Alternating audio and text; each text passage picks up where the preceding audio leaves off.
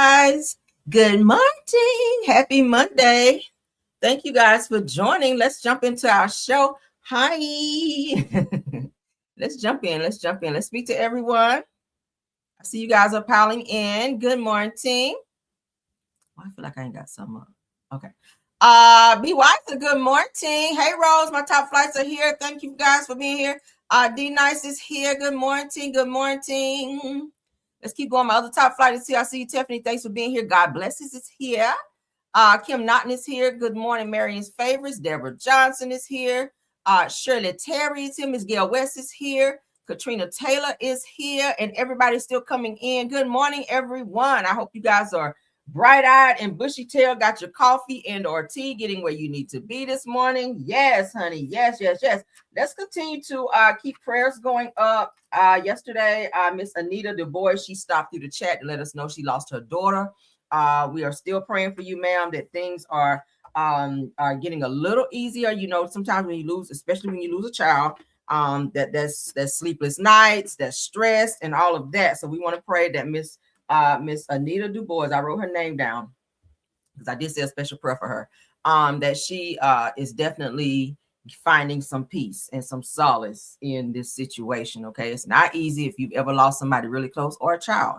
Okay, so let's send some prayers up. Let's send some prayers up for her. But good morning to everybody coming in. Yvette McCovery, good morning. Elaine Flowers, good morning. Good morning, everyone. Good morning, everyone. Did I say Katrina Taylor? Good morning. Gail West, I see you. You guys are still coming in. Kim Jones, good morning. Shantae Mason, good morning. Good morning. Yeah, just send some prayers up, guys. All right.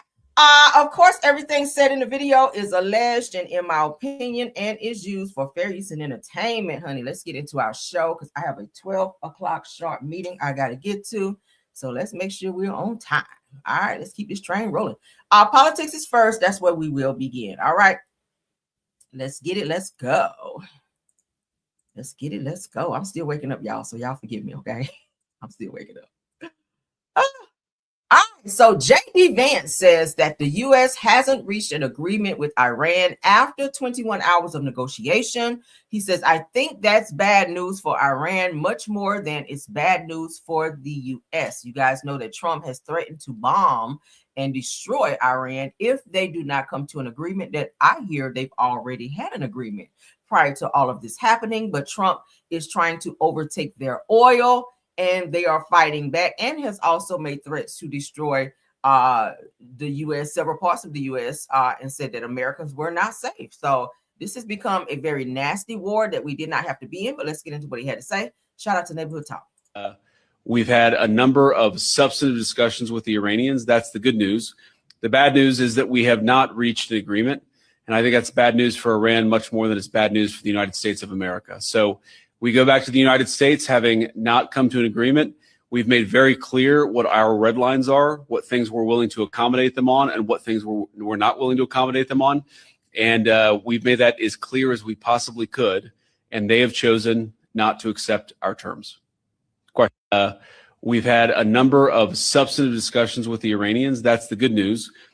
But our terms is, I'm taking all your oil and ain't shit y'all can do about it. Of course, they're not going to. You guys had an agreement prior to that a certain percentage of oil Iran was willing to give or donate, I guess, to the U.S. for whatever reason.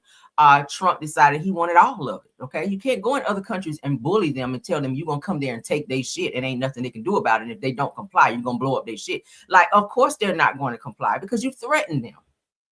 They have pride as well. They have standards as well. Other countries don't take to threats like that. And then you got to keep in mind other countries who are also in business with and in direct connection with these countries. They're going to side with them. And the next thing you know, here we are in a huge war where we already heard that Japan and China and all these other countries could jump in with Japan, with Iran, and be ready to blow our asses up. And we all know Japan and China, they are worlds ahead of us when it comes to technology. That's who we don't want to war with. So this is becoming very dangerous. I really think they need to end this. Too many people coming home in body bags, and then they're talking about people being made to go over and fight, and you know, our young 18 to 25-year-old being drafted into the military to fight in a war, World War III and IV and all this shit. Like, I'm sick of this. This needs to stop, right? And of course, you guys know they are also looking into impeaching Trump. I told y'all that the other day. That's still on the table. That is still on the table. Let me see the post I had. All right, hold on. I'm going to read the update to you guys because it wasn't really enough information to put up there. Let me read y'all what I found as far as the impeachment still on the table with Trump's ass. Hold on, let me find it because I do have it. Here it is. So it says Donald Trump impeachment must move forward according to the senator's demand. It says that Senate Democrats are demanding Congress to reconvene to impeach Trump following his warning that a whole civilization will die regarding Iran. So they're not happy about his decisions that he's making regarding Iran, and they are definitely seeking impeachment for him. So if that be the case, baby, he can be up out of there. He can be up out of office, and that would be a great thing for us because, child, he ain't did shit since he was in there, but it caused problems. We ain't seen nothing but planes falling out the sky and people dying and everything else since his ass been in office. It's time for him to come on up out of there because he ain't doing shit in there anyway. All right, let's get into this next topic. We're done with politics. We just had that one thing. All right, let's go ahead and share. This topic here kind of touched me. You got to be careful who you date, marry, coexist with. So an influencer named Ashley Janae is found unalive during a birthday trip to Tanzania. Said that the family demands answers after her fiance claims that she passed away due to suicide, meaning unaliving herself. Something seems fishy. Let's go ahead and take a look at this. Okay. Baby, I'd be so tired. I'd be so scared to walk around with that big ass tiger. See, I don't fool with animals like that. I don't do zoo animals like that. I'll go to the zoo, but I don't want to pet nothing, none of that. Off here. Okay. So they appear to be in love, okay, from what we see. They appear to be in love, right? All right, so let's read. So it says that a Miami-based lifestyle influencer who had recently gotten engaged and was celebrating her 31st birthday on a luxury trip to Tanzania has been found unalive. Now, Ashley Janae, known on Instagram as Ashley Janae, was discovered unalive at the, Serval Wildlife Resort in Tanzania while on a trip that was meant to celebrate both her birthday and her recent engagement to fiance Joe McCain, founder of Asymmetric Financial. It says that according to McCain, Tanzania authorities determined that Janae died by hanging and that classified the death as a suicide. Let me put my trigger up for this, okay? Something seems fishy here. Because why would she do that if she's in bliss? She's happy. She's celebrating her birthday. What would cause her to do that, right? Let's keep reading. However, her family, close friends have strongly disputed that conclusion. As of now, her unaliving spread several unanswered questions and alleged inconsistencies have fueled concerns. Some individuals claiming knowledge of the situation say that Janae was found hanging from a tree rather than inside her hotel room, contradicting early reports about where she was discovered. Now, another widely discussed claim alleges that McCain waited approximately 2 days before notifying authorities or contacting Janae's family. Why not? Right. That seems right. That seems a little sus. Why 2 days? Were you trying to get rid of the evidence of something that you may have done? Allegedly. I'm just saying. I watch a lot of crime shows. It just doesn't sound right. If the person that you went out of town with, that you love, you guys just got engaged, if you haven't seen or known where this person's whereabouts in 2 days, why not contact the authorities to at least report this person missing? Okay. 2 days, you can get rid of a lot of shit in 2 days. That's all I'm saying. 2 days, you can get rid of a lot of evidence in 2 days, and you're out of the country. It seems a little premeditated, right? Because some countries aren't as thorough as far as investigating and proof that things have been done to said person, like the U.S. and other places, right? So as of April the 12th, all right, which was yesterday, 2026, Tanzanian authorities continue to handle the investigation. Reports regarding whether McCain has been detained or questioned remain inconsistent, and no formal confirmation has been issued. Autopsy and toxicology results have not yet been released, leaving critical questions about the cause and circumstances of Janae's unaliving unresolved. This person here says, ain't no black woman going to unalive themselves on a birthday trip so that you can do that at home. Yeah. Right. This person here says that went on vacation, got engaged, and committed suicide. Sir, come on. I said the same thing. Another person said, this is so sad. I remember her from our chats on Clubhouse. So this person had a conversation with her, said, I don't ever think that she would commit suicide. The story sounds crazy. I just hope that she gets justice. This is sad. Yeah, a lot of people saying, yeah, no, this don't seem kosher. This does not seem like she would do that. They seem very blissful, very happy here.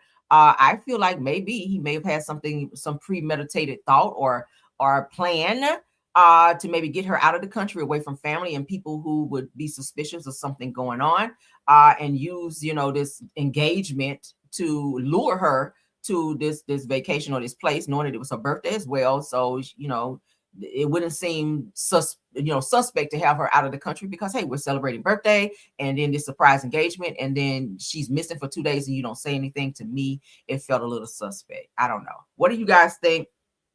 I don't know. I watch a lot of crime shows. I don't believe it.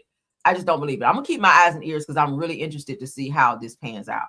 Let's get into this next topic. We don't need a trigger for this one. All right. Yeah, that seems sus. That seems a little sus. All right. All right. So Fox News host calls it a problem that teens and young adults aren't having babies. So it sounds like they're upset that the world is not being more populated by young teens and young adults. They're saying, hey, y'all got to have more babies, right? You would think it would be the other way around. You would think it would be the other way around, the way they're cutting all types of benefits and stuff like that. Let's get into it. The U.S. fertility rate fell to a record low in 2025. Let's get into what they're saying. Absolutely. We still have 3.6 million births a year, but the problem is teens and young adults. From ages 15 to 19, the fertility rate is down 7%, and it's down 70% over the last 2 decades, meaning we're telling people that are young not to have babies, to wait till they're in a more stable life situation, till they're more financially secure. Maybe they haven't found the right partner. Absolutely. We still have 3.6 million births a year, but the problem is teens and young adults. From ages 15 to 19, the fertility rate is down 7%, and it's down. Y'all hear that? Fertility rate from age 15 to 7. Why are we asking 15-year-olds to have babies in order to populate the U.S.? Why are we doing that? Okay. 15-year-olds should not be focused on having children to help populate and to keep a certain rate up in terms of fertility for the U.S. Like, hello, how about grown married people with jobs? Okay, because that responsibility falls on people who working people like myself and other people who work and file taxes at the end of the year, right? Everybody being on government assistance, and ain't nothing. If that's what you feel like you need to do it, because everybody on government assistance is not some lazy bum ass person who's just sitting on the system. We can't say that, but we do have people who do sit on the system who will not get a job, who don't care about getting a fucking job, and people who have to get out of their beds every day, like myself, and work and be tired every day and take time away from my family and things of that nature. I just don't feel like we need to be focusing on children. Children, 15, you should not think about a baby. Not even at 17. You should be living your life, thinking about what you want to do career-wise. The next step in your life once you graduate is 17, 18, you're thinking about graduating. That means we're encouraging kids in school to have babies to keep the U.S. populated. That's other countries. The U.S. should not, it's like we're getting more lax in terms of how things are really supposed to be. I do not want my son coming home saying, Mom, I want to help, keep the U.S. fertilized or, keep the fertility rate rather up. So I'm going to go out here and knock somebody up in school so that we can keep this fertility rate up. Absolutely not. I don't want to be a grandmother before my time, but I do not feel like they should encourage kids from 15 to ages 17 to be trying to have babies in order to keep a fertility rate. Fuck that, right? What do y'all think about that? Oh my God, I'm playing one more time. 70% over the last 2 decades, meaning we're telling people that are young not to have babies, to wait till they're in a more stable life situation, till they're more financially secure. Maybe they haven't found the right partner. Absolutely. Shouldn't have an sexual partner at 15 anyway. Like, why are we forcing our kids to grow up to be adults before it's time? Like, no, ma'am, no, sir. I don't agree with that. I don't care about no damn rape. That's unconstitutional. That's just, I don't know. I'm not feeling it at all. What have we become, child? What have we become? Let's get into this Kyrie Lacy update, you guys. Y'all remember the football player who they said committed suicide, but now there's an update because the parents are set to file a lawsuit against the Louisiana State Police Department blaming fabricated investigation for their son's unaliving. Let's go ahead and get that update on that. We all remember when this happened last year, to be exact. Okay. Last year, this was a very sad situation. All right, so the parents of late LSU receiver Kyrie Lacy have filed a lawsuit against Louisiana State Police alleging a fabricated investigation led to Lacy's taking his own life, according to a report from WBRZ. Now, it says that the news outlet reported the story on Friday. Now, Lacy was arrested following a crash in January of 2025 that resulted in the death of a 78-year-old man, Herman Hall. Now, his case was set to go before a grand jury trial when Lacy took his own life. I always said I felt like there was something suspect in this as well. Something didn't seem right. I feel like a police officer may have done something and try to cover it up. That's just how I feel. This is my opinion. Okay, I feel that way. But let's continue reading. The extreme emotional distress inflicted by defendants' intentional and reckless misconduct was the direct and proximate cause of Mr. Lacy's decision to take his own life, according to the lawsuit. It says, but for defendants' fabricated investigation, false arrest, and malicious prosecution, Mr. Lacy would be alive today. Now, the crux of the suit is the handling of the crash investigation, which ultimately pinned fault for the accident on Kareem Lacy. Previously, Lacy's attorney, Matthew Ory, had combated that narrative. Now, in October, Ory, which is the attorney, says that he obtained an investigative report proving that Kareem Lacy was not at fault. Y'all remember we saw the video, right? Now, Ory said that Lacy passed 4 cars police previously said, but data shows that he was more than 90 yards behind Hall. Now, at the time of impact, he was more than 70 yards behind the crash. So how is it that he caused the crash or even hit this person? That's why I said I feel like something real fishy was going on here, and they tried to pin it on just a random person. Okay. Now, he was back in his lane of travel, 92.3 yards, back in his lane behind Mr. Hall, Ory says in October. Now, at the time of impact, he's 72.6 yards behind the vehicle at the time of impact.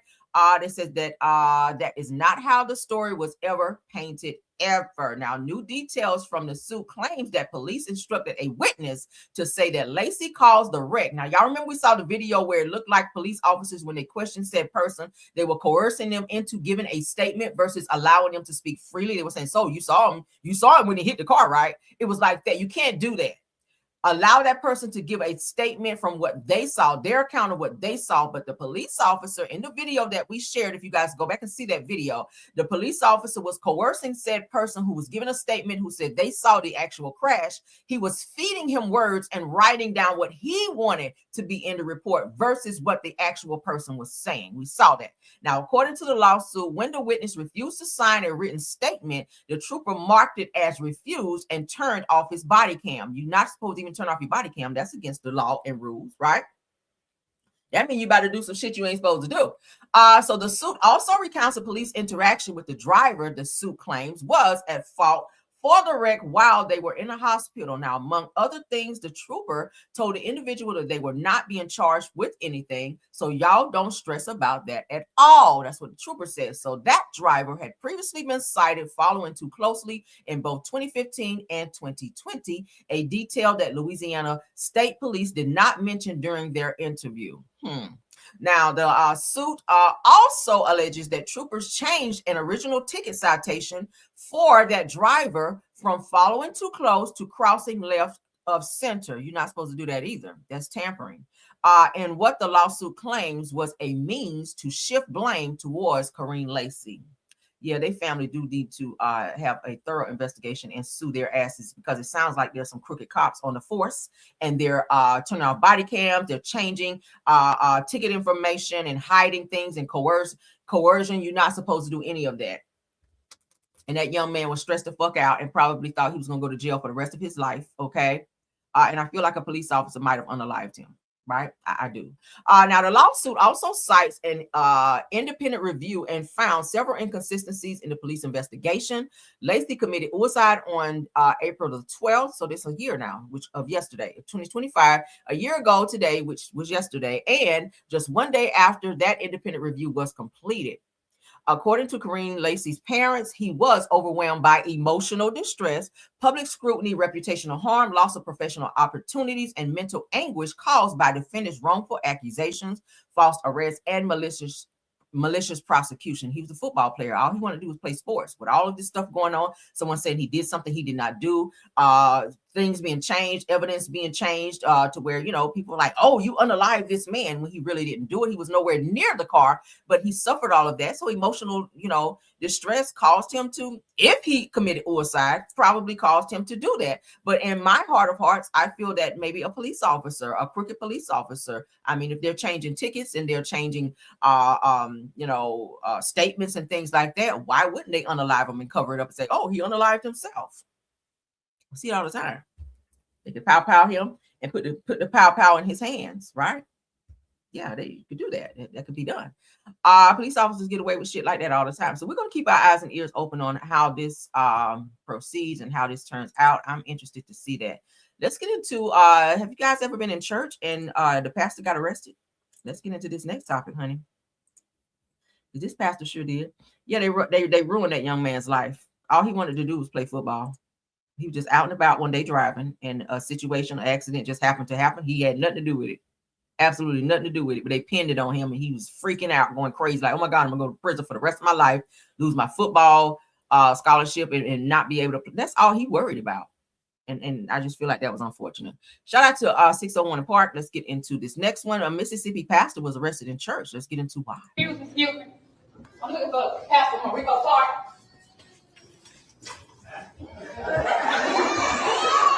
Pastor from Rico Park. There he is. Can you turn around for me, please? Put your hand behind your back. I didn't do it. Sir, can you turn around for me, please? I didn't do it. Can you turn around for me, please? Put your hand behind your back.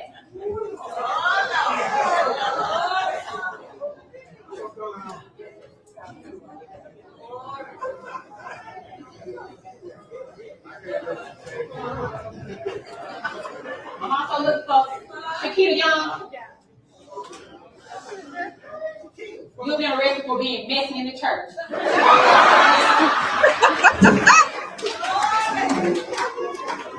Shakita Young.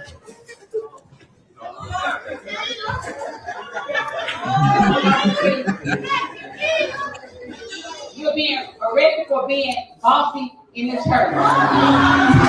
Yeah, bossy in the church. This is so crazy. Being arrested for being messy in church. They didn't put the handcuffs on the pastor. What do y'all think about this? Now, I feel like there's a lot of places that you can play. Probably not in church. All right. I don't think that this is a place where a police officer or anyone should come during while somebody's having service and do something like this. I think that's completely out of line. I completely don't agree with that. What do y'all think, though? They obviously thought it was funny. Put your hand in friends. There you go. Break. These warrants are issued by the Warrior, the Wisdom Warrior Mentor Group of this church.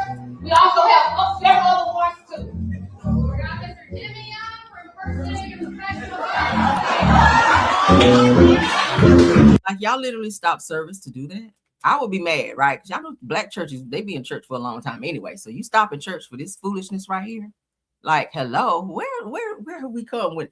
How have we become this petty when it comes to church, right? I grew up learning that you don't play in church. Like, this right here is team too much.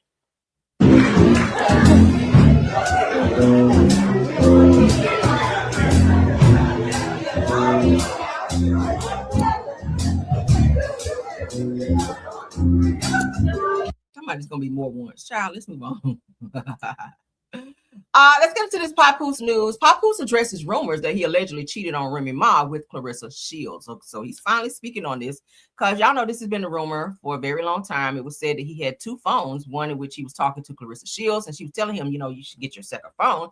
They're saying that she's the one that coerced him into getting a second phone so that he and Clarissa could talk without Remy knowing that Papoose was actually having side conversations with Clarissa Shields. Okay. So now he's addressing the rumor that he allegedly cheated on Remy. Let's get into that. So it said the Papoose on the rumors that he cheated on Remy Ma with Clarissa Shields. This is a video with Vlad TV, or interview with Vlad TV. Shout out to the Shade Room. Let's go. So this comes out, and then Remy accuses you of cheating with Clarissa Shields, and she had posted some text messages and so forth as proof. Let's pause. So Remy says, but that's okay. We are human beings. No human is going to be able to report that they report their every move. So that you see nothing wrong with that. This person responded by saying, you take accountability. You are the one who is married. If you can't at least sleep on the phone with me or be with me in person, it shouldn't be a big deal to let me know that you made it home safe. It sounds like Clarissa Shields is talking here. Said, or to communicate you fell asleep in the Sprinter. Said that after the office, I'm going to Christmas party at the office. The CEO asked me to come last week. Said, Pap, I don't care. Said that you have to tell me nothing. So said that Remy says that Papoose dumbass fell asleep on the phone with Clarissa Shields. Wow. So that's them having a conversation. Laying in my house, he refuses to leave. Said that this bitch supposed to be a world champion boxer and get scary ass, and her scary ass hung up as soon as she heard my voice. Says that now I'm telling everything. Oh, and baby girl, you're not the only one. So saying that Papoose was not only cheating with Clarissa, but also talking to other females as well. So it sounds like he fell asleep on the phone with Clarissa, and Remy got on the phone, and Clarissa, she's saying, according to Remy, got her scared or whatever and hung up the phone. When did you and Clarissa actually meet? Yeah, me and Clarissa met July 2024, Vlad. Okay. So I want you to answer that for yourself, you know what I mean? You just talked about a chain of events that took place, right? But me and Clarissa met July 2024. And you know what's very interesting for Vlad TV, man? I'll say this for Vlad TV right now, which is very interesting about the fact that me and Clarissa met July 2024 is we met at the Shakur Stevenson, New Jersey, right? But the next day after we met, we talked through the DM, and she said, hey, great, it was great meeting you, Papoose. But you know, when you talk. See that? I said, good morning, Papoose. It was nice meeting you. Do a DM. What does it have on it, Vlad? Emojis? No. I don't know. No. What? On a DM, because all of this stuff is documented on social media. So when things are documented, what do they have? The time Timestamps. Timestamp in the day. Right. So when me and Clarissa met July 2024, you know, unfortunately, you know, like I said, nothing bad to say about her. You know what I mean? I wish her the best. But there are people on social media who push these false narratives about, oh, they've been together and this and that. There's a timestamp, guys, and it's dated, documented of when we first met. We just don't care enough to post it. You know what I mean? But for Vlad TV, I share that. I share that with your audience. But it's still, the situation is still wrong. I don't care if it was 2024 or 2022. Both of those years, you were still married and still is married to Remy Ma. Why not go ahead and end that situation? Go ahead and finalize that divorce if you're choosing to move forward with Clarissa Shields. I think that's the issue with everybody in their relationship, right? We kind of don't care, but since you guys keep throwing it in everyone's face, I think more so Clarissa Shields likes to throw it in people's face. And then when people have a comment or a suggestion about it, and then they get upset and say, oh, well, Pap is not with her. How do you know what he's doing? Just like you didn't know that he was with her for Thanksgiving when he told you he was going to his parents' house to go spend time with his family, and he was popping up in pictures with her. Like, I just wouldn't trust that. And I think that she's getting too involved with, and her heart is getting too engulfed in this person who I think is playing the shit out of her and really running back and being with Remy Ma whenever he wants to, because in the back of his mind, oh, we're still married. I don't owe her an explanation. And a lot of married men, that's why it's not good to date a married man, because he feel like he can have you, and you, and he could always go back to his significant other and or wife because that's his wife. You're just a side piece, and Clarissa will always be a side piece if he never gets a divorce from Remy Ma. Right? All this time and attention you're putting in, all these labeled clothes and jewelry and cars you're renting for him and trips you guys are taking, all that shit is null and void if he chooses not to finalize his divorce. It's time wasted. You can't marry him until he gets divorced. And I've heard her say plenty of times, oh, I'm gonna give Pap a son. Why? I wouldn't give him no damn child if he can't put no ring on it and proceed with marriage like she is, child. I don't give a fuck about him bringing up dates. That don't impress me. What impressed me is take your ass down to the courthouse and finalize your divorce. I don't feel like he's all the way done with Remy. I feel like in the public, he's going to talk that mess like, Remy this, Remy that. Me and Clarissa, we love each other. Okay, then prove that. Then by going down there and ending your situation with Remy Ma. She doing disc records and everything, telling you, bitch, yeah. All right, she might still give you a little nookie here and there, but she does not want to, I guess, be back with him because she says that he was a bum ass nigga when she was with him. He was stealing her jewelry, going to the pawn shop, pawning it so he can spend money on himself and bitches. That's a bum ass nigga to me. Don't steal my jewelry and go to the pawn shop and take a bitch out to dinner. Like, what is that? Right? There you go. So all of everybody out there with your fake stories, and because Vlad, there are people who are making a living off of this story, man. Like, they got entire YouTube pages. They fabricate so many stories. They take AI images. They put people in the hospital. They put people in altercations that never took place.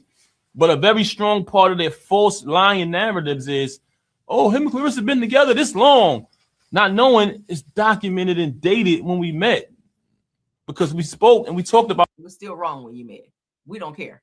All right, let's move on, because there was one more thing here where Papoose tells Vlad TV that he's never gotten Clarissa Shields a ring and that they are not living together. He says absolutely not. Okay. Now, Clarissa has also mentioned this in one of her lives. She said that Pap has his own place, but I mean, whenever she's live, we always know that he's upstairs at her place. So I did hear that she was renting him like a Rolls Royce or something or leasing him a Rolls Royce. So I think she is funding his lifestyle. She's coming off as being like a little sugar mama. And of course, he's going to stay right there if he's getting everything he wants: jewelry, clothes, Gucci shirts and blouses and shit like that. I wouldn't go nowhere either. But let's get into what he had to say on in this part of the interview. So now you guys are official. Are you guys living together at that point or just dating? Absolutely not living together. Absolutely not. Okay. Clarissa has a property, her own home, and then she has other numerous properties. And I have my own property and my own places of residence as well. Right. Well, I think at one point she kind of flashed a diamond ring, so people were thinking, "Oh, are you guys engaged?" But I guess she's. You have your own places, because that sounds like plural, places of residence. Why, when Remy told you to get out, you just didn't grab your shit and go? Remy said you didn't have no place to go, and it was so convenient that when she finally told your ass to get out and pack your shit and go, you went straight to Clarissa's place. So when you get these properties, I feel like he's lying and trying to cap and make it sound like he's this dude, when really Remy was like, this is a bitch ass bum ass nigga right here. When she told you to get out of you guys' home, she said you refused to go because you had no place to go. So when did you acquire these properties? Did Clarissa buy you some properties during the time that you guys were dating? Weird, right? Let's keep going. Said no. No. We have bought each other gifts for different holidays. I bought nice gifts for Valentine's Day. So we exchanged numerous gifts, but never a ring. Well, there was this fight. So now you guys are official. Are you guys living together at that point or just dating? Absolutely not living together. Absolutely not. Why had to be absolutely not? Just say no. No, like absolutely not. Okay. Clarissa has a property, her own home, and then she has other numerous properties. And I have my own property and my own places of residence. I feel a lie right there. Why you stumble? You stumbled right there, which lets me know there might be a lie there, because I hear that you were renting an apartment. So you don't have no places of residences. I hear you have an apartment that you're paying rent to. As well. Right. Well, I think at one point she kind of flashed a diamond ring, so people were thinking, "Oh, are you guys engaged?" But I guess she said no. No. We have bought each other gifts for. Now, she did go live and flash a ring to insinuate that maybe Papoose may have stepped up and proposed to her, or maybe he gave her this special ring or something like this. But he is saying here, like, I never proposed to her. Like, I've given her gifts for like Valentine's Day or something like that, but it was never like, will you marry me? Maybe it was a mood ring or some shit. I don't know. Different holidays, I bought nice gifts for Valentine's Day. So we exchanged numerous gifts, but never a ring. Well, y'all said places of residence mean his mama house. There was this fight. So now you guys are official. Are you guys? Oh my God. Weird, right? He's such a liar. I can't. Let's get into Tasha K throwing shade at Remy Ma. Okay, you gotta be careful, Tasha, because Remy Ma is a responder, honey. So if she come back and do a diss record on your bald-headed ass, I'm gonna have to go ahead and share that here on my channel. You might think you should stand down just a little bit, being that Cardi is on your ass again, Tasha. But not sure why you leaped over there to Remy Ma to kind of call her out, knowing that she is tearing asses off with this records lately. Okay, ask Papoose, because she just read his ass down, and she reached for Clarissa as well in her rap, in her song. So Tasha K says on Twitter, okay, I'm sorry, I just don't like women who rap like men. She calls out Remy Ma, hashtag Remy Ma. Don't force me to like something just because y'all like it. Says, as soon as a female rapper say suck my is when the record gets chopped and screwed for me. Okay, says I'm out. Remy sounded like Papoose wrote that for her a long time ago. Said that's why he's posted up with his mistress wearing his wedding ring. Ooh, that was some shade, right? She wrote that yesterday, of course, at 6:38 p.m. Now, I do expect a response from Clarissa, probably, because that was some shade towards her too, that he's wearing his wedding ring with his mistress. And then I would definitely respect a response from Remy Ma as well, from saying she rapped like a dude, and that Papoose is writing her raps. It's something that he probably wrote a long time ago, after Remy just said in her diss record about Papoose that he has not written any or ghost written any of her songs before, that she writes all of her stuff. Do I feel like Remy write all her stuff? I don't. Now, Papoose is trash of a nigga as he is a lyricist, for those of you that know that. Okay, he is a lyricist. Do I feel like he may have written some stuff for Remy, or maybe guided her pen a little bit? I do, because some of the stuff that she say in her raps is something that sound like he would say. I got to give him that. All right, do I feel like he wrote every single solitary song? I don't. It is not uncommon for rappers to have ghostwriters. All right, Cardi B does. Okay, she's selling out a tour right now with ghost written songs. And it's okay, because not every artist write their songs. But in this situation right here, what's the point? If she wants to be a hardcore rapper, Remy Ma been rapping like that her entire career, right? If she wants to say in her record that suck my if that's how she's feeling at the time, hey, that's her freedom of expression, right? I ain't gonna turn the song off because she says it. I just feel like that's where her mind is, and that we all know she doesn't have one, but that's just how she feels. That's her freedom of expression. But I do expect her to respond, because she is a responder. But let's continue. Let's keep going. All right, Offset's mama, child. Offset's mama is speaking up about her broke ass, sorry ass, bum ass son. Okay. Look like he done bought you a car, so you gonna say something nice about him, mama. You supposed to, girl. He done paid your car payment. Now he broke. Mama riding around and getting it, taking up for her baby, knowing he wrong. Them types of mamas, boy, I tell you. Excuse me, y'all. Oh, my nose running. All right. So Offset's mom calls him a miracle walking after he was pow-powed. Y'all know he's pow-powed a few days ago, child, for some gambling debts, they say. So let's get into what Mama had to say. Good morning, everybody. I don't typically address things about my son on social media. I've learned a long time ago that facts rarely survive the internet, and I refuse to feed that machine. That's not how I live. But today I have to speak. 6 days ago, my son was shot. 4 days later, he was released from the hospital. Last night, he was on a stage doing what he loves to do. He is a miracle walking. That is God's grace. That is God's mercy. He loves us all, and he loves us best. To every person who reached out, prayed, called, texted, or sent a message, thank you. In the middle of everything, I left my personal phone at home. If I haven't responded to you directly, please know it was not intentional. Your kindness meant everything to me. We love Kiari. We love all of you. May God continue to keep us all. Okay. Typical mom. She's doing what any mom would do, right? So this is Offset. They wheeled his ass out in a wheelchair, child, for him to perform on stage because he got to get the money by any means necessary, right? This is giving when you ain't got no more sick days at work, you still got to show up. That's what it's giving me. that's what it's giving me. You ain't got no more sick days over there on the job, so you got to take your ass to work, even in a wheelchair. Even 4 days after you done been pow, you still got to get your ass on stage. So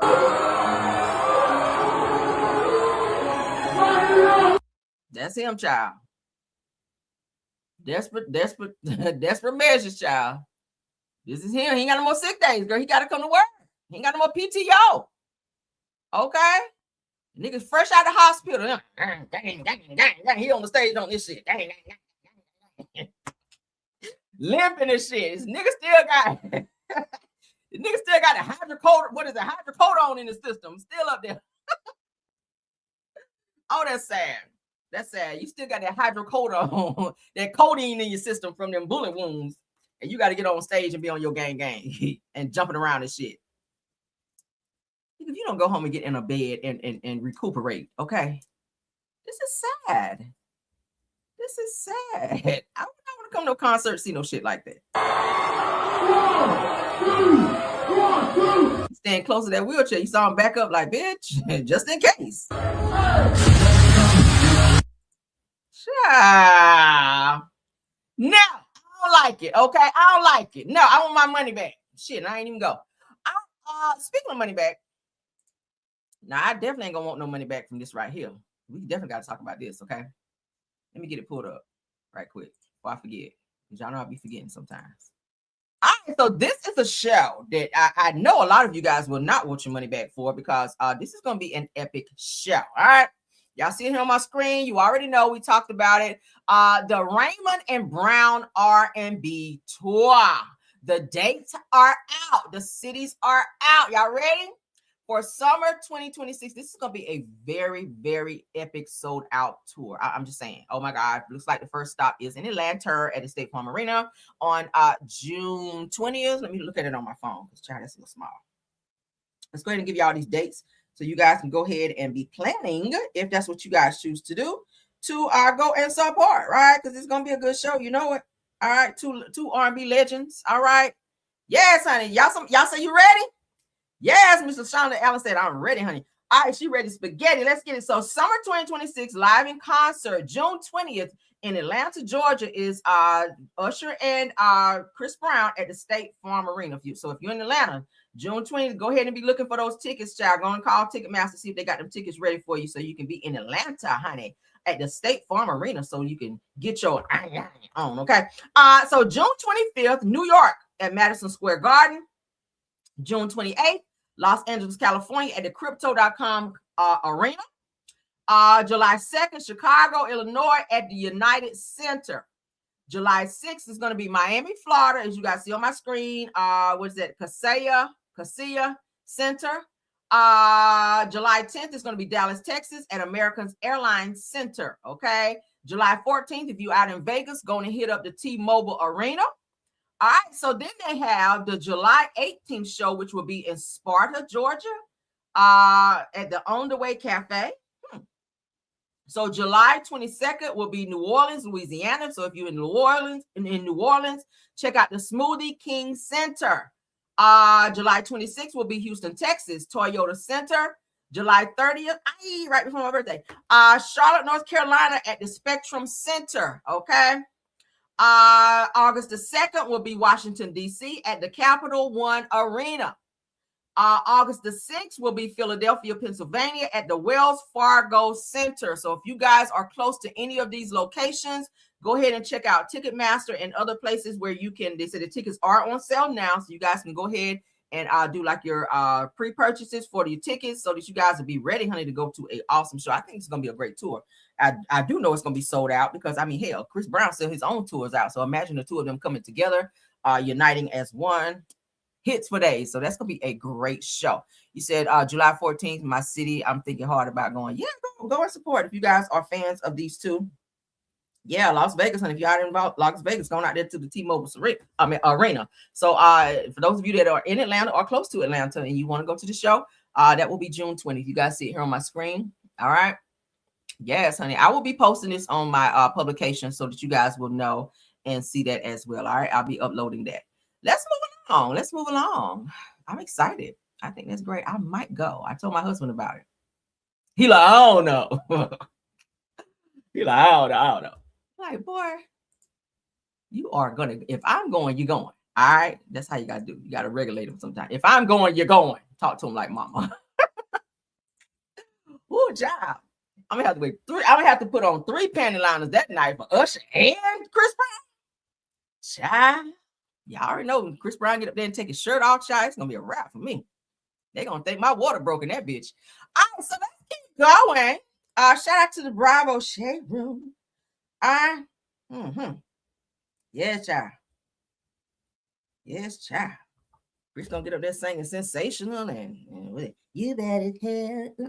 I'm like, oh shit. Okay. I like anything Chris put out. I don't care. Usher too, but mostly Chris. I'm a huge fan of Chris Brown. All right. All right, so let's move along. So Bravo Shade Room, thank you. Let's get into this scene. We are getting to reality TV, the reality TV portion of the show. Let's get into Drew Sidora and their parents jumping in the middle of their saying, "I'm gonna wear a diaper." Girl, do I look like Wanda? I'm not Wanda, honey. I don't wear no diapers in here now. We don't wear no diapers. I ain't got no diapers in here. Ain't wear no damn diaper. Okay, that's Wanda. That's Wanda shit. I ain't wear no diaper. Oh, she gonna be mad at me for that. Let me see. Do I care? Yeah, no. So let's get into this Drew Sidora, and they had like some little shindig for Kelly where she opened up her chicken and waffle place, or restaurant rather, and y'all know it's already shut down. I said that's the fastest opening closing I ever saw, but they had like a little opening for Kelly on this most recent. If you guys watched the episode of Real Housewives of Atlanta last night, it looks like the mothers, Shamia's mother and another mother, came in the middle to try to stop the girls from having like a little verbal spat, child. And they said, "Hey, you know, this is not of the Lord." I was like, oh, okay. But this is the goal, child. Bravo want them to fight. So mama, stand down, honey. Let them get a little fighting in, because that's what that helps the ratings. Don't be trying to make them be saved on this episode. We want to see some cat fighting, okay? But let's get into this. Simple things, you know, some very mean things. You have to. Guess what, I've already got your energy. Can y'all not see the enemy in the midst trying to tear you down? And if in the event that you know that there's an awkward spirit, bind it in the name of Jesus. Stand fast in the liberty wherewith Christ has set y'all free. Don't be entangled with them yokes of bondage. Y'all tell the devil he's a liar. I was raised to respect my elders. But what we're not going to do is have our mothers speak on our behalf. They don't want none of Mama J, okay? She going to come with her Bible and her holy oil in the south side of Chicago. I did my apology on YouTube. Yeah, y'all know Drew Sidora mama is like a minister or something like that. Look like Shamia mama trying to step up and be a little pastor too. I mean, yeah, the girls are going to fight. So Drew said she didn't feel it was genuine. And I really did mean it, right? You skipped a piece. Okay, you apologize, right? And then the same outfit, the same look, you also, you shaded me and you said, you know, I could have went worse. I went nice. Thing. Yeah. You said, you know, I could have went worse. I went nice, but I could go harder for you. That sounds like a threat. Okay. I don't mean to hurt your feelings. If I ever lend an apology, it's authentic. It's coming from a real space. Yeah. My previous apology was genuine with everybody. If I've ever offended you, if I've made you feel less than, inferior, I'm sorry. Who has it in their heart to just keep disliking somebody? That takes a lot of energy. All right, baby. It's all good. It's okay. Great seeing all of you. I don't have it. I move on from things. I'm able to actually truly forgive. I'm looking for. But you can't really forgive and still throw subtle shade, Shamia. We've seen you do that many, many times, okay? Like, we've seen you do that, girl. You say, oh, I forgive. Like, I'm over it. But then when they show you in another scene, you like throwing major shade and rolling your eyes. And, you know what you be doing, Shamia. Now, your hands are not clean here. Forward to moving forward. It's okay. Let's move forward. Let's march. I'm all about moving. We done ate too good. I do not want to argue with chicken and waffles in my belly. Yeah. What Phaedra got on? You said you know. So those are the girls fighting. If those of you that did not see the episode last night, it was pretty good. I watched it. It was pretty good last night. Let's get into the next scene. So we can do a little Real Housewives of Atlanta catch-up, child. So this one says that tonight's Real Housewives of Atlanta certainly kicked off with a bang. Portia tells Kelly that she knows Kelly slept with a married man during the BET Awards weekend, girl. Now, y'all, why, Portia, first of all, let's ask you this. Why are you out here? Why are you WAP watching? Why are you WAP watching? Why are you coochie clocking? Why are you clocking her coochie mouths out here? So what if she did? She's divorced. She can sleep with who she wants to now. Not that it's right to sleep with a married man. But Kelly is going to be out here. Kelly is single now. Just like you are. You out here carpet munching. Ain't nobody said shit about that. You got where's my carpet between your damn teeth. So Kelly can be out here spread eagle and WAP dropping and thought shopping too. Shit. So let's get into this right here where Portia trying to call somebody else out, and all she been doing is passing her little coochie around like it's a damn basketball. Everybody done been up in that thing. Okay. So BET hot calling the damn kettle black. weekend for the award show. You didn't sleep with a married man? I did not. You did not? I did not. Oh, okay. No, absolutely I did. Yes, you did. Portia. And he slept with you and changed his clothes and went to meet his wife at his house. Not change clothes and go. Shout out to Jay-Z. I'm speaking of fact. Okay, well, fact comes with a receipt, so let's see the receipt. Oh, Kelly. So the married man, according to Portia, was balls deep over there with Kelly and went and got a good shower, girl, and changed his clothes. So they wouldn't smell that Avon red door on his clothes. So the wife wouldn't be snapping off on Kelly's ass or be thinking that the man was out here cheating. Kelly, let me find out. Hey, Kelly. You are looking at the receipt, okay? So out with a friend of mine, and he receives a text from a married man. And this man is telling him, oh my gosh, I just effed Kelly. While you were there in the bed, you were on the phone with someone, and they heard you say something about Dennis. They heard me say about Dennis? This is all in text, and I get it. I will get it. Yeah, please get it. He said to the guy, she said she's on the phone with Portia. So that's why the guy ended up saying to me, ooh, Kelly is in the bed with, so-and-so. And I said, you lying. I'm confused as hell. I don't know who Kelly slept with. I'm sitting here looking at Portia like this is so unfair. Talking about this lady here, Hot Pocket. I'm just happy I'm not little Kelly. I'm talking about the guy that you met on the flight. Dennis or and whoever was in my bed and in my room. Like, yes. What? Let's be very clear. If I am going to screw anything and bang anybody, do you think that I would be thinking about Portia and Dennis? Have you seen him lately? And if we're going to eventually be cool, I want you to continue to treat me how I treat you. I think that she plays this game of, I want to be your friend. And then you drop this bullshit. Like, get the hell out of here. Portia, I don't even speak about you. It was the after show. Do you remember that? Okay, so it was the after show. It wasn't press. I have a name, sweetie. And so do I. And I don't speak on yours. Portia, you just spoke on it and clearly said that I'm around here sleeping with people's husbands. I didn't say it in the press. We're speaking privately now. We're not speaking privately, yes, Portia. We are. Just as private as you said it when you said what you said. I mean, this is as public as we can get. We are in a public restaurant and a public space with public people across from Publix. Are you okay, Kelly? Yeah, I'm good. I feel like you're not okay. Well, I mean, I don't like to be lied on. Well, I did make it awkward, and maybe I shouldn't have done that, but I don't know. I just felt you meant to do that, Portia. Wanted to. But as long as you feel good. I didn't, but in my mind, it just felt like if you're going to speak on me in that way, I should let you know what I could have done with you and that I did not do. That's all. But it's a lot of things that I could say too. I could have spoke on you on what I know to be true, and I did not do you that. I never did you like that. I did not do you that. Where'd that come from? I don't do you like that either. So let's cut it out. Okay. All of this is some bullshit if you ask me. What's the purpose of any of this going on, and why am I stuck here in the middle?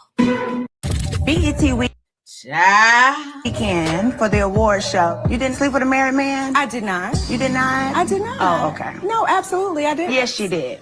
Portia. And he slept with you and changed his clothes and went to meet his wife. Oh, honey, that's some tea, right? Mm-hmm. Now, Kelly, we have seen you kind of moving around out here in these streets. Now, you was messing with Shaq for a little bit, and that situation didn't work. Maybe because he was a little too musky and funky. They say his feet be stinking shit. Maybe that didn't work out because of that, you know. And you were linked to somebody else as well. So again, you are a single woman, okay, and you can be with who you want to be with. But you don't got a lot about it. You don't got a lot to kick it, okay? If you was with a married man, just say you was with a married man. You know, Portia is out here whoring and doing her thing too. So maybe y'all slept with the same married man, and that's probably why she feels so strongly about it. I don't know. But let's get into some of this stuff, child, is being said about some of the girls on the show. Shout out to Atlanta Housewives. This is a lot of shade. We got to get through the shade, and let's get into it. So Portia, which is what Kelly is calling Portia this season, said that Kelly having to go home and find that insult for Portia, but unable to think of it at the moment. You're not a reader on site, Kelly. I've noticed that about you. Like Portia sitting across the table and flaming your ass in that scene, and you had nothing to come back with. But then when you go talk to the other girls on the show behind the scenes, like you just be trying to eat Portia up. I mean, like, why you didn't do that at the table, right? But have that energy at the table when Portia's sitting there. She can't hear you when you're talking about her to the other girls over here, right? So you don't have that quick comeback, especially with Portia. Portia, she reads down, right? And she'll reach across and grab you too. So they said Portia would never. Let's keep going. So they said here, child, K. Michelle didn't even raise her son, but she wants a do-over. Girl, bye. So they're talking about K. Michelle mentioning in this last recent episode that she wanted to have a daughter. She's always wanted to have a daughter. I also read most recently, and I like K. Michelle, but she was saying she bought her son a Mercedes-Benz car, and she was upset with him because instead of him coming to her and saying he was having financial difficulty and he needed money, he started using that same Mercedes to do like, I think it was like Lyft or something like that, and she was mad about that. So she was like, now she wishes that she hadn't bought him the car. But she did mention in this recent episode that she did want to have a baby, but they were saying that her son was left to be raised by her mother and her family because she chose, you know, stardom and being a singer over being a mom during the time that she had her son, who is now an adult. All right. So that's where that came from. All right.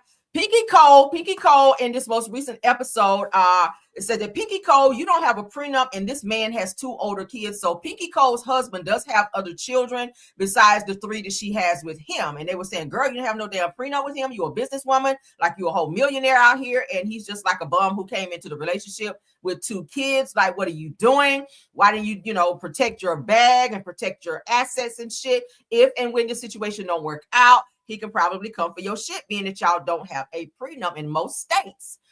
If you stay with said person or be married to that person for 10 years and above, you automatically do to half, right?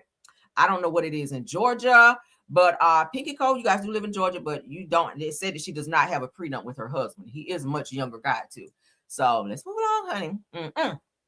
All right, so here they're saying, all these financial issues, yet last season, Kelly was pocket watching Drew at the, ball main event. It said that never win when you're dirty. So they're talking about Kelly doing this opening, okay, this soft opening of her chicken and waffle place, which now is already closed down. But they said, girl, you go there pocket watching Drew, and now you done had a whole opening on the show, and now your shit shut down very shortly after you opened it. So that was a little shade right there. So another person said that Claudia Jordan was seen on last night's episode for the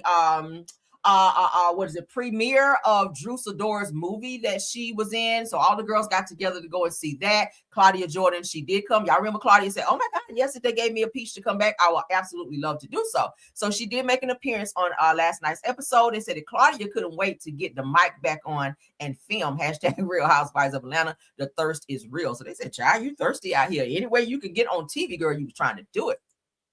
I don't know. So the next person said Pinky's husband saying that he humbled her and that they don't have a prenup. Girl, you in trouble. You in danger, girl. Damn sure is.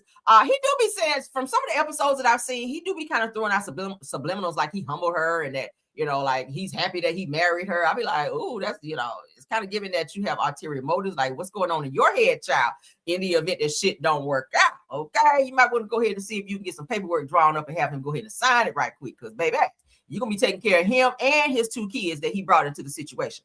All right, moving on. Said the hashtag Real Housewives of Atlanta. Shamia is definitely trying way too hard. It's no reason to be in the kitchen. Shamia do be trying hard. I got to give it to her. Shamia, you be trying too hard. You be wearing way too many labels at one time. Girl, we know you got it. We know you live in a mansion. We know you driving a Rolls Royce with the double R's and the headrest. You don't need to be doing too much. Shamia, you do. You be doing too much on the show. All right. All right.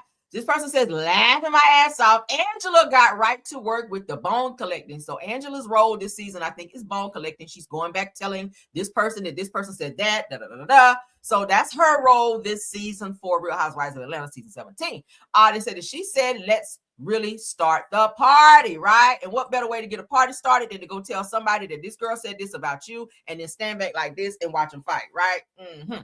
So this person says that Kelly spreading her own tea is another example of how she can't keep up with the OGs. Okay, child. Why spread your own tea when Portia can do it? Okay. So the next one says that Kelly, now why didn't you have this energy for Portia when you was in her face? I just said it, right? Kelly have all the smoke for people when they not around. But then when you're sitting right there across from Portia, maybe she saw some past seasons of Portia snapping off when she snatched up Kenya Moore at the reunion. And she don't want that type of energy, right? We all know that Portia will up and fight your ass, and she is fucking crazy. But let's move along, child. That was a little haha. Let's get to Marlo. Marlo is doing a little interview here where she mentions Simon Gubadia, who she, I think, is friends with. All right, but she does throw some shade at Portia. She does not like Portia. She's already vocalized that she don't fool Portia. She don't like Portia, and she thinks that Portia is a whore. But let's get into Marlo. All right, shout out to the girls of fighting. Let's go.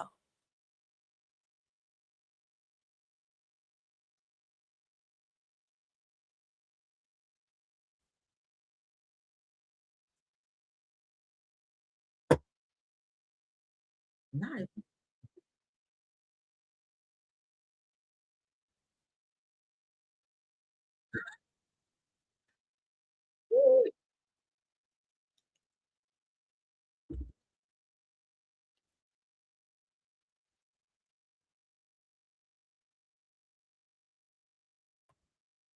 Y'all think Cam Newton fine?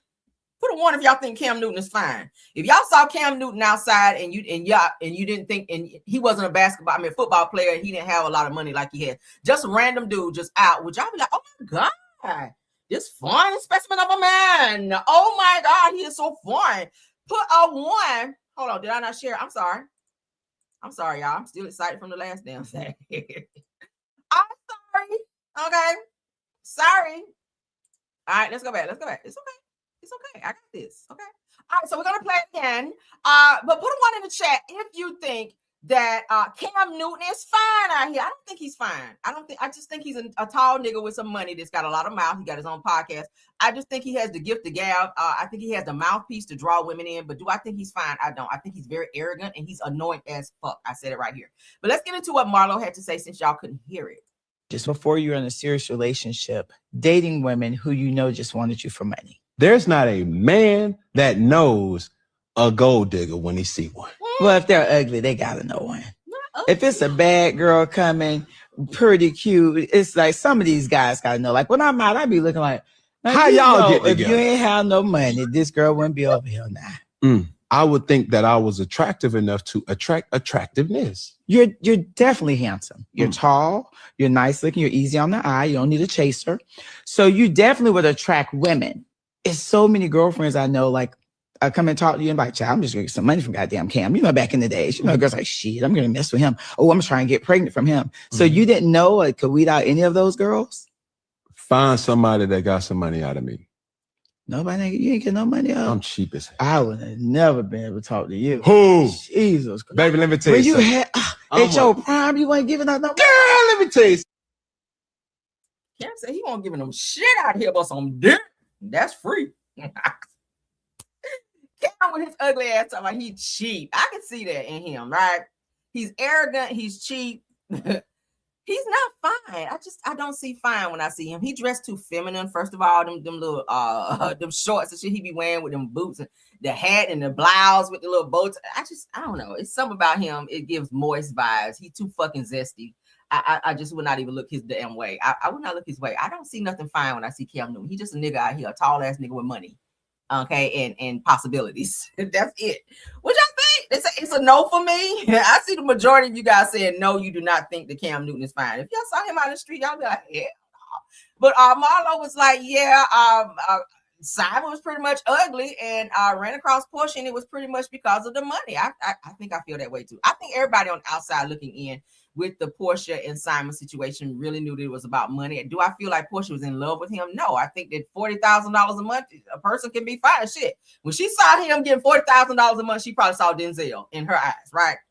She probably saw Denzel. She ran out here getting his teeth. That's why she was getting shit fixed with Simon, right? She switched Simon whole shit up when she got with him. She went and got his teeth fixed. He got veneers. She was getting his skin done. She was dressing him different, right? Simon didn't have no swag when she met his ass. A big belly moose face ass nigga out here. That's what he was giving. Okay, with erectile dysfunction, according to her. Nah, I didn't say it. That's what she said. She said your thing didn't work down there. So, what was he bringing to the table besides money? Right? Shit. Your penis don't work, and you ugly? Like hell no. Nah, there's some ugly niggas out here with some good peen that can keep a woman. But if you ugly and your peen don't work and you got a little change, I mean, I don't know. Moving on. I forgot to talk about this, but do I care right now? I might save that for popping in. Yeah, let's do that. So I got to go, child. I need to go.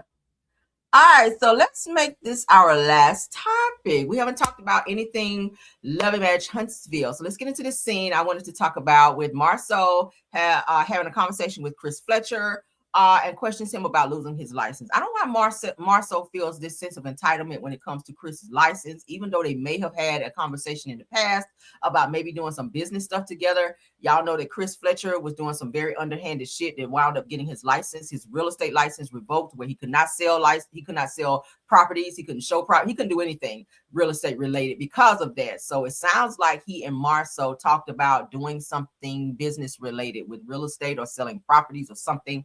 But when that happened, Marceau's like, why you didn't tell me? Chris is like, bitch, I don't owe you an explanation. But Chris got him all the way together, and I love that for him. Let's get into this next scene according to OMFG Reality TV. Let me see my new office. Yeah, let's check it out. Yeah, man. You done got the office together? Or getting it together? Well, getting it together. We're about to finalize it, getting it finished up. Yeah, man. We've been working. These are like the little small projects that I got to just get done. These are the ones I'm paying for, not the ones I'm getting paid for. So those ones take priority. The ones that they will get finished eventually. Yeah. Well, I want to make it sooner than later. Right. It only took y'all 40 years to do it. And this building right here that they're going into, you guys remember the guy that was supposed to be the barber, where he paid Marceau and them X amount of money to fix this place, and it was supposed to be a barbershop. So now Marceau and them, they're turning it into what they want it to be. And I hear that guy did not get his money back. So he gave Marceau a substantial amount of money to get the ball rolling on making this property right here that they're walking into his barbershop. Y'all remember that whole situation that happened some years ago, right? It was supposed to be a bar. Y'all remember it's supposed to be a barbershop, and they paid him, I want to say the tune of maybe $30K. And the money actually came from his son having some type of medical accident where they got some insurance money or something back. And he gave that money to Marceau and Tisha and them to start building and renovating this space for him to have a barbershop. But then they kind of kept the money or whatnot. And dude was like, yeah, that was my money from my sick son out here. But now he's turning it into what he wants to turn it into. So that's just the backlog on it. Let's go. This is going to be the conference room. Okay. PM and 8 p.m. We're going to share an office over here. Okay. Like the glass features. Yeah. I like that, you know. Yeah, we're all ready to finish up, but I can't quite finish this office, even though it's ready, because I can't just finish it before I finish Tisha's. Logistically. I thought this was Tisha's office. No, her office is next door. Oh, okay. So y'all just going to occupy the whole plaza. Oh no, we got that office out there rented out to someone. We got to get the hell out of there. Oh, you gonna yeah. Move? Okay. Chris, I guess it ain't really no easy way to have this conversation, man. But Tisha told me about what's going on. We heard what was going on. Mm-hmm. She said Nell confirmed it as far as that she was served and you guys, something's going on with your license. Is that accurate? Yeah. Oh yeah. My real estate license was revoked. unfortunately. It's a big hit because that's kind of what I do. Well, you know what I'm it's a big saying? hit. Made some decisions, trying to help some people. You good? How you doing with it? Oh yeah. Yeah, it's not the end of my life. It's like having a job, hell, getting laid off, and eventually coming back to your job. I haven't totally lost my license. Yeah. And I have attorneys that are working on it now. Let me ask a question. You and I were talking about going in business. I understand it's temporary, but I'm just sitting back. Like, I mean, you don't think that that's something you... See how quickly he made it about him? Where's the sympathy? Not saying that he should have sympathy for Chris, because what Chris did was fucked up. He was charging money he shouldn't have been charging for certain things, which the board, the real estate board, found out about it, and they chose to revoke his license. And he had several missteps. He has several charges on him and his real estate license for doing that. Okay, for quite a while that he was doing this shit. But let's continue. You should tell me. No, I don't. How, Chris? I mean, no, I don't. No. Because you're going way to the left. We had a conversation in reference to possibly doing some business together. We never got back together to say that, yes, we're going to do this, or yes, we're going to do that. You guys drilled me the whole time about, hey, what about this? What about projects? What about this? And I'm answering questions like this because I feel that if you're going to think about getting in business with me, then my business... Thinking about getting in business with you and being in business with you is not the same. If you guys did not sign a contract between the two of you saying that, hey, we're working on this and we're full in on this by way of contract, I don't know what the fuck this conversation is about. It's given that Marceau is fishing, trying to find out Chris Fletcher's business as far as his license being revoked. It's none of your business. If you guys did not make some type of paperwork up and sign off on it, then there's no business between the two of you and his license being revoked. He don't have to tell you shit because it's none of your business, right? Move on. Business becomes part of your business. No. And you were probably going through the same thing at that time. You're being full of right now. You're talking about a year ago. You're trying to make something a year ago and that you haven't said nothing to me.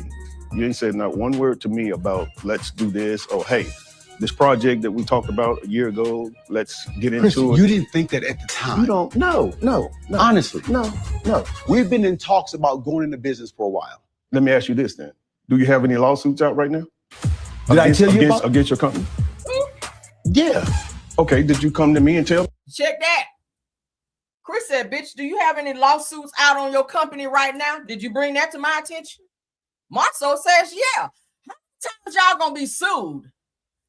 Times is show going to be sued. Y'all just had a huge $million-something lawsuit with Zen Garden. Now y'all in another lawsuit?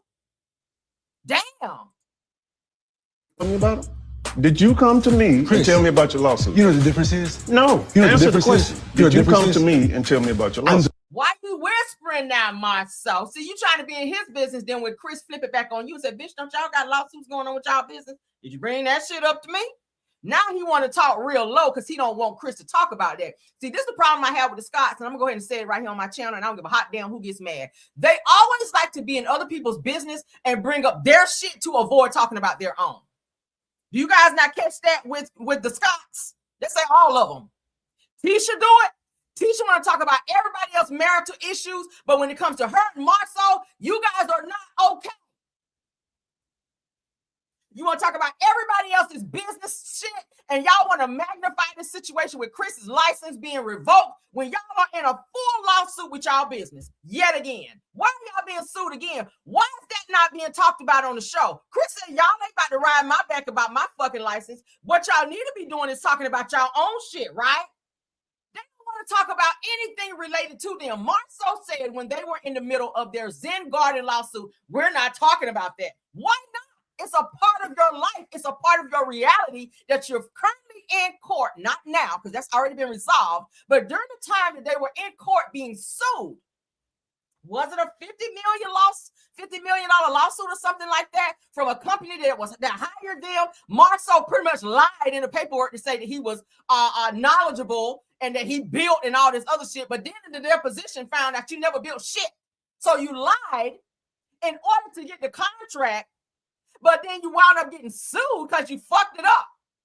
So now you're riding Chris back about him losing his license that don't got shit to do with you. But then when he mentioned, why you ain't mentioned to me nothing about y'all having a whole nother lawsuit on y'all company, now is you want to talk real low, like, oh, don't talk about that. Don't mention that. I get on my nerves with that. The plaintiff. No. That's the difference. No. Okay, I understand your point. If we're in business prior to signing papers, then I say yes. Hey, look. You're not in business prior to signing papers. You're not in business until you sign the papers. That's probably how y'all do business. Y'all do handshake shit versus contracts. That's probably why y'all stay getting sued, because you don't know how to do business. There's not a business deal if there's no paperwork signed. Listen, hey, what's on the table? The Did same we way I sign do any with papers? banks. Did we sign any papers? But at have the we same signed time- any papers? But if you know we that- haven't signed no papers. So in when would reference be to a that good at time all. for you to tell We me, haven't heard hey, about man, it. It's not yeah, your, everything is it's not a good. good time for me to tell you that, because we don't have nothing signed saying we doing business together. It was a conversation. I don't feel as if he's coming from a genuine state. I think he's just being Marceau. I'm not interested in discussing it with Marceau either. I don't owe Marceau anything, or anyone else for that matter, but my family. And that's just where it's going to be. Man, Chris, you're acting like, oh, I don't owe nobody anything. My don't stink. And I'm not even Who talking said about that? what's going on. I Who didn't even said ask that? you. I don't Who even said care that? about what's going on. Am I supposed to get on a f***ing bullhorn and alert No, everybody that my no, license revoked? no. Just me. Just me. Who are you? Yes, nobody. Apparently. I guess Not to nobody. me. Not when it comes to that. I guess nobody. Not when it comes to that. Hey, no, listen, sir. hey, put me You're in my not. place. What you don't realize is how you, as a member of the community, as a pillar of the community, affect others. See, you. Do you and Tisha's business not affect others when you guys don't finish projects, when you guys are constantly being sued, when you guys don't pay excavators to come and do work on your property and pour cement, and y'all don't pay them and they got to turn around and sue y'all for $68,000? Does that not affect the community? When people do work on y'all property and you don't pay them, when they got to tear buildings down because you lie on paperwork to say that you are a builder and you never built shit? Okay. You think that your license is just for you. Your license is not for you. Your license. Did you take the test with him? Did you take the real estate license with him? Those are his license. Just like your builder's license, he can't come and tell you shit about your builder's license. License is for the public. Exactly. To engage in business with you. That's right. You ain't telling me nothing I don't already know. I work with the community. Right. Let's not say who I am, because my carry weight around this mother. Boy, I'm more of a pillar in this community than you will ever be. I thought that the only thing that Chris, tell his ass. Chris said, I'm more of a pillar in the community than your ass will ever be, right? was hindering our ability to do business together was the fact that our wives couldn't get along.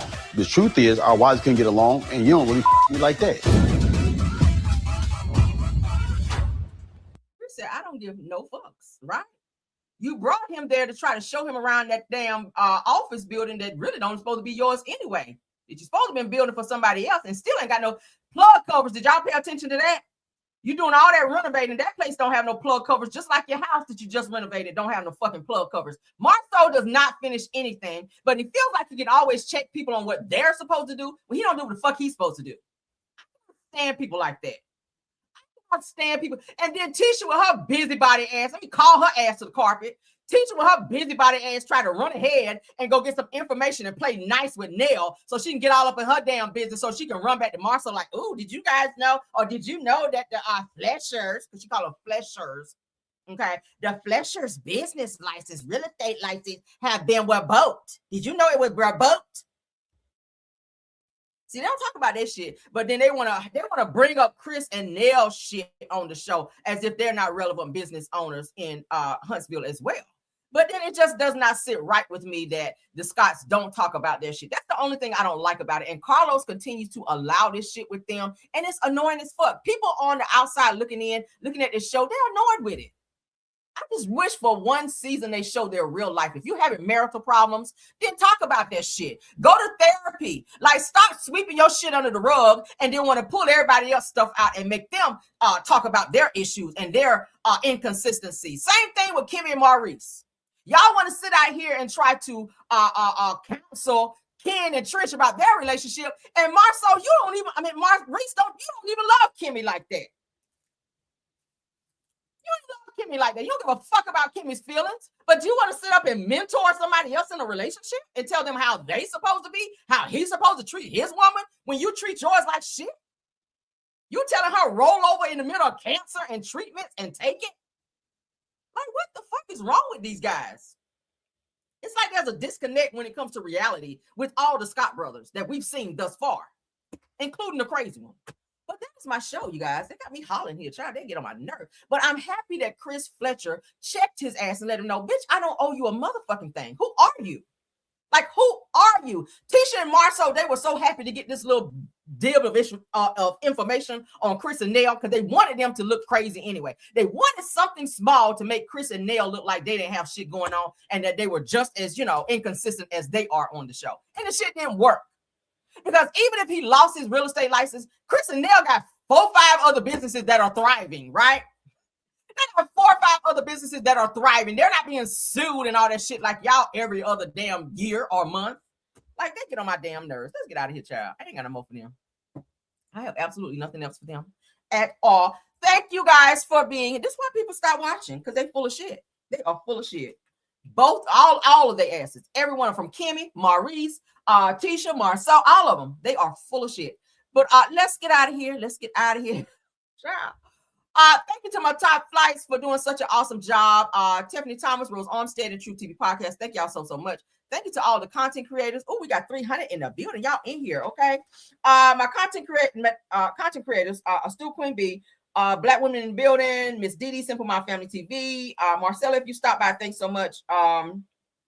Jonetta Speaks, JC Creations, Shay P, Shay Renee, Queen Speaks TV, Deary Talk, Schoolboy Justin T, please, and Brits Block, okay, if you were in the building. Thanks so much for being here. Of course, all my caramelians, y'all know I love y'all down. Please don't forget to tap on that like button for me to support the video and push it into the algorithm. Check out all of my other platforms. I'm listed as Caramel Rail. I just uploaded this morning some more parody videos. You guys can check those out over on Rail's World. So check that out as well. You can also check me out on TikTok where more parody videos that I wasn't able to upload over here on YouTube are there as well. Okay. But thank y'all so much. I will see you guys later until the next video. Bye.